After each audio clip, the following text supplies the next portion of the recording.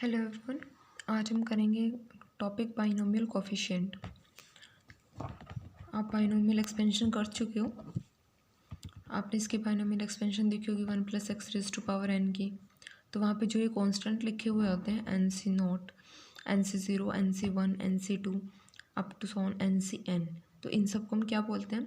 Binomial coefficient. ठीक है, तो आप अगर यहाँ से n हटा भी दो तब भी अंडरस्टूड होगा कि c की वैल्यू है। आप इसको C0, C1, C2 up to Cn इस टाइप से भी लिखोगे तब भी अंडरस्टूड रहेगा कि बाइनोमियल कोफिशिएंट और इनकी वैल्यू ये है।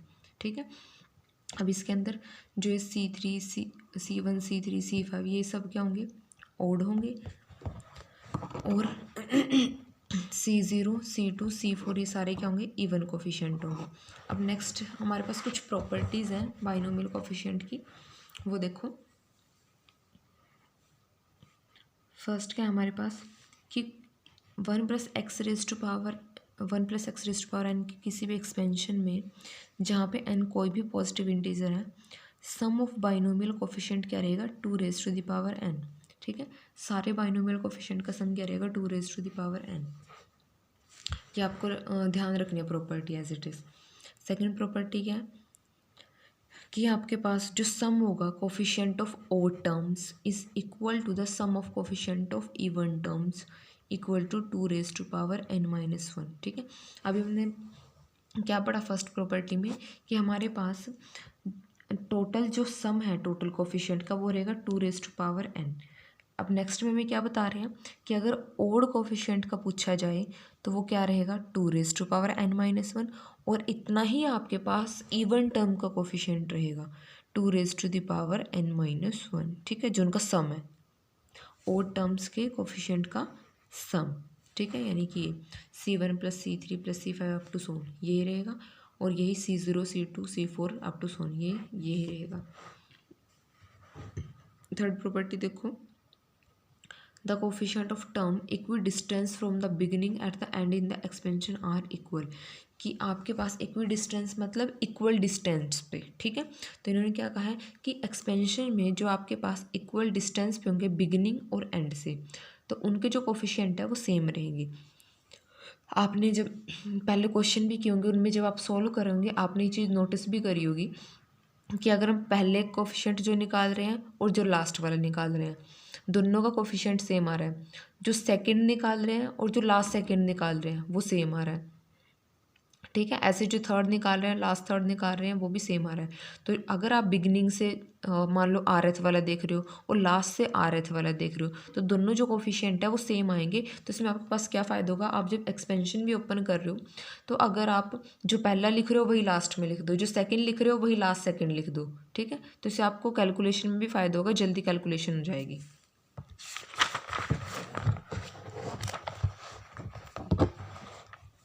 लास्ट प्रॉपर्टी है the sum of square of the coefficient is 2n by में n स्क्वायर।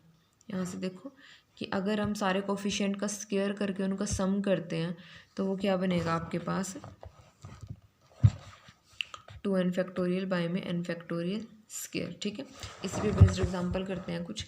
फर्स्ट एग्जांपल देखो 8C1, 8C3, 8C5, 8C7। अब देखो कौन से कॉन्स्टेंट दिए हुए हैं आपको? 1, 3, 5, 7 ये वाले कोफिशिएंट दिए हुए हैं, और ये कौन से हैं आपके पास? ओड है। और अभी हमने कहा था कि ओड टर्म्स का कोफिशिएंट का सम क्या रहेगा?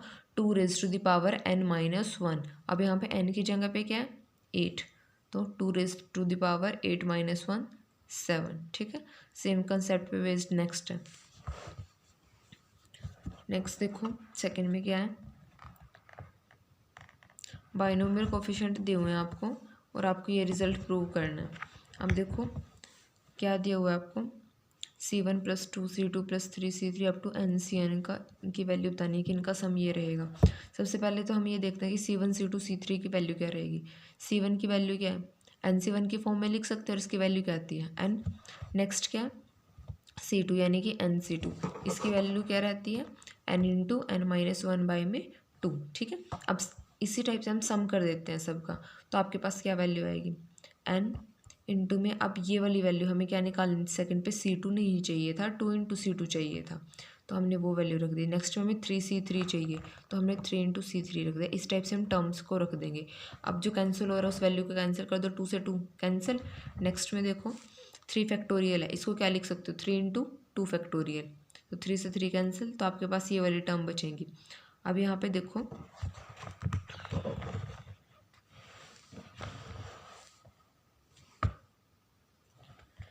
फर्स्ट में क्या बचा, n को कॉमन निकाल लो हर एक टर्म से, ठीक है, क्योंकि n हमें यहाँ पे चाहिए बाहर, तो n को हमने कॉमन निकाल लिया सभी टर्म से। यहाँ पे क्या बचा 1, 1 को क्या लिख सकते हो, n-1 C0 लिख सकते हो, कोई प्रॉब्लम नहीं है। नेक्स्ट क्या n-1 C1 लिख दो, इसको क्या लिख सकते हो, n-1 C2 लिख सकते हो। इस टाइप से हम इसको कहाँ तक ले जाएंगे, n-1 C(n-1) जो कि 1 है हमारे पास, इसको आप इस टाइप से लिख सकते हो, इसी की यही वैल्यू आएगी। अब ये देखो ये क्या बन रहा है, सम ऑफ ऑल कोफिशिएंट बन रहा है, लेकिन आपके पास जो n है उसकी जगह पे क्या बना है, n-1, ठीक है। और हमें पता है कि हमारे पास सम ऑफ ऑल कोफिशिएंट क्या बाइनोमियल 2n, लेकिन वो कब है, जब हमारे पास पावर n हो, ठीक है। अब यहाँ पे किसकी फॉर्म में है, n-1 की फॉर्म में है, तो 2 क्या आएगा, n-1 आएगा।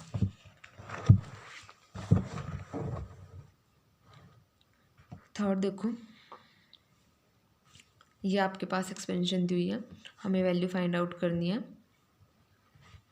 सेकंड पार्ट करा रही हूँ मैं, फर्स्ट बिल्कुल इजी, आप लोग खुद ट्राई करना, अगर कोई डाउट आए तो बता देना, मैं नेक्स्ट वीडियो में करा दूँगी। सेकंड पार्ट देखो, इनके प्रोडक्ट की फाइंड आउट करनी है, ठीक है। अब क्या किया इन्होंने, देखो फर्स्ट वाली से C0 कॉमन लिया, फिर C1 कॉमन लिया, ऐसे नेक्स्ट वाले से C2 कॉमन लेंगे, और लास्ट में क्या कॉमन लेंगे, Cn-1, ठीक है। अब प्रोडक्ट में टर्म है, तो जो हमने कॉमन लिया उन सबको बाहर रख लिया। अब क्या किया है, जो ये अंदर वैल्यूज़ बची हुई थी इनकी वैल्यू लिख दी है, ठीक है, जो ये कॉन्स्टेंट थे इनकी वैल्यू निकाल के रख दिया इनके प्लेस पे। अब देखो क्या बना आपके पास, C1 की वैल्यू क्या होती है n, यहाँ से C2 की वैल्यू क्या आएगी, n(n-1/2 फैक्टोरियल, इस टाइप से ये टर्म्स आएंगी। अब जो कैंसिल हो रहा था उसको कैंसिल किया, बाकी टर्म्स को सिंपल फॉर्म में लिख लिया हमने यहाँ पे। अब उसके बाद क्या किया, एलसीएम ले लिया हर टर्म का। अब यहाँ पे देखो बनेगा क्या, फर्स्ट में एलसीएम लोगे क्या बनेगा, n+1, यहाँ पे क्या आएगा 2, यहाँ पे देखो कैलकुलेशन करके क्या बनेगा n+1, यहाँ पे भी क्या बनेगा n+1, तो हर एक टर्म में आपके पास क्या बन रहा है n+1, ठीक है।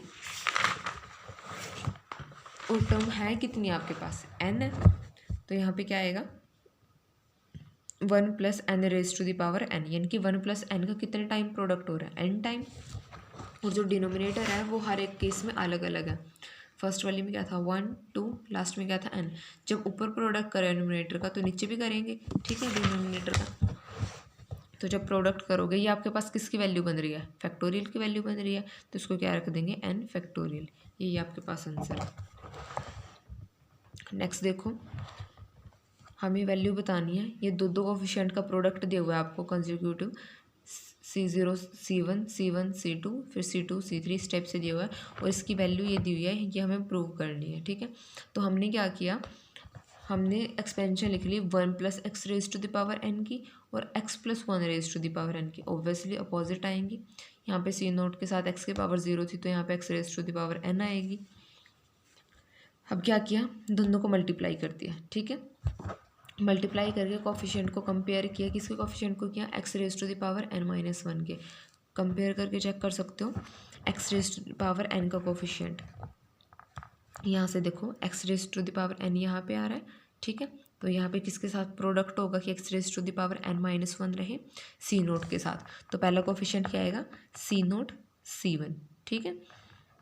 और यहाँ से नेक्स्ट देखो C1 x आ रहा है, तो किसके साथ प्रोडक्ट करें, x⁻n-1 के साथ, क्योंकि जब यहाँ पे प्रोडक्ट होगा तो क्या बनेगा C1 C2, x⁻1 है वो 1 यहाँ पे ऐड करो, कितना बनेगा n-2 + 1, ठीक है।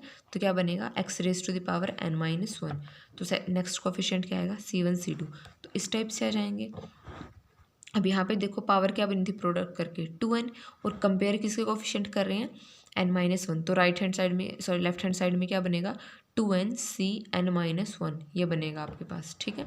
अब क्या करो, इसको इधर रख लो क्योंकि हमें इसकी वैल्यू चाहिए, इसको सॉल्व करते हैं। यहाँ पे कॉम्बिनेशन का फॉर्मूला ओपन किया, 2n factorial into divided by n-1 factorial 2n minus n-1 factorial. ठीक है, इसको सिंपल फॉर्म में लेके आओगे तो ये क्या बन जाएगा आपके पास n+1 फैक्टोरियल। अब इसके बाद देखो ये वो फॉर्म बन चुकी है जो आप फर्स्ट चैप्टर में भी 2-3 क्वेश्चन में कर चुके हो, परम्यूटेशन वाले में, सर जो फैक्टोरियल किया था तब उस टाइम पे ये हम कर चुके हैं क्वेश्चन।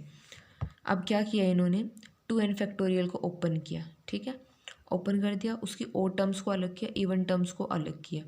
अब आपके पास क्या होगा, टोटल कितनी थी, 2n टर्म्स थी, तो हाफ आपके पास क्या होंगी, इवन होगी, और हाफ कितनी होंगी, ओड। ये मैं आपको थोड़ी छोटी वैल्यू लेके समझाती हूँ।